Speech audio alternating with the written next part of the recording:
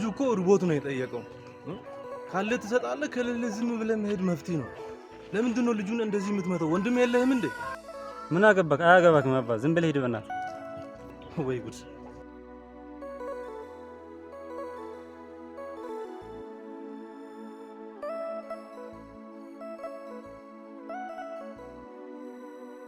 ደግና ቅን ስንሆን ያመናል አይደል? በቀደመው ዘመን ታሪክ ውስጥ በተለይ ኢትዮጵያውያን የምንታወቅበት ልምዳችን አንዱ አንዱን መደገፍ፣ የሌላውን ምስጢር መደበቅና ገመናውን መሸፈን ነበር። አሁን ግን ይህ ተቀይረው እርስ በርስ መተማመን በማጣታችን በትንሹ በትልቁ የምንጣላ፣ የምንነካከስ፣ የምንዋሽ፣ የምናታልል ምስኪኖችን ረግጠን። ቆይ ግን የሰው ልጅ ወዴት እየሄደ ነው? ሰውነት ተረሳ ማለት ነው? ሰብአዊነት ተረሳ ማለት ነው? ቆይ ማን ነው ወዶ የሚለምን? ቆይ ማን ነው በሰው አይን ፊት ቆሞ መለመንን የሚወድ? አይድህነት ሁሉም የለው። በህይወታችን ውስጥ እጅግ በጣም ብዙ ክፉ የሆኑ ነገሮችን፣ ተንኮል፣ ግፍ፣ መከፋፈልን፣ ስርቆትን፣ ክህደትን፣ ግድያን ሁሉ ስንሞክር ቆይተናል። ነገር ግን ያልሞከርነው ያቃተን ነገር ደግነት፣ ቅንነት፣ በጎነት፣ መንፈሳዊነት፣ ጽድቅ ብቻ። ደግ ቅን ስንሆን ያመናል ማለት ነው። ስለዚህ ክፋትና ተንኮል ከመሪዎች፣ ከተማሪዎች፣ ከአስተማሪዎች፣ ከዳብሎስ ሳይቀር እየሸመትን በመንፈሳዊም ሆነ በዓለማዊው ስፍራ ላይ በጎነት፣ ቅንነት እየራቀን መጥቷል። ያሳዝናል በጣም።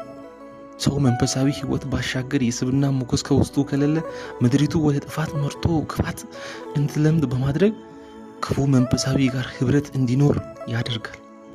ይሁን እንጂ ደግሶ በሚጠፋበት ጊዜ ደግሞ በተተኪው ትውልድ ላይ የአጥፊነት ስሜት በስፋት ይነግሳል። ከሰው መካከል ቅን የለም እስከሚባል፣ በተለይ በዚህ ዘመን ቅን ሆኖ ሌላውን በበጎነት በመልካምነት የሚሰማና የሚያዳምጥ ሰው ማግኘት በጣም ከባድ የሆነ መጥቷል። ያሳዝናል በጣም። ከዚህም የተነሳ ራስ ወዳድነት በዝቶ ሌላውን በአይን ቁረኛ እየተከታተሉ ከየት ነው የመጣው የሚለው ጥያቄ የተለመደ ሆኗል።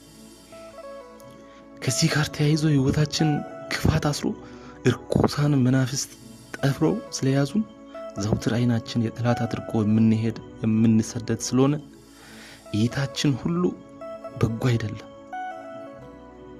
ስለዚህ የምቀኝነት ዳራችን ሲታይ የአንዱ እድልን እየቀማን እየነጠቅን ከመኖር ጋር የተያያዘ ነው። አብዛኛውን ጊዜ ደግሞ በስራችን ውስጥ የራሳችን ፈጠራ ስለሌለን በረከት የሚባል ነገር ፈጽሞ አይታሰብም። እጅግ ያሳዝናል። ድሃን ረግጦ ሰው መሆን አይቻልም። አይድሽነት። እግዚአብሔር መስተዋሉን ይስጠን፣ ሊና ይስጠን።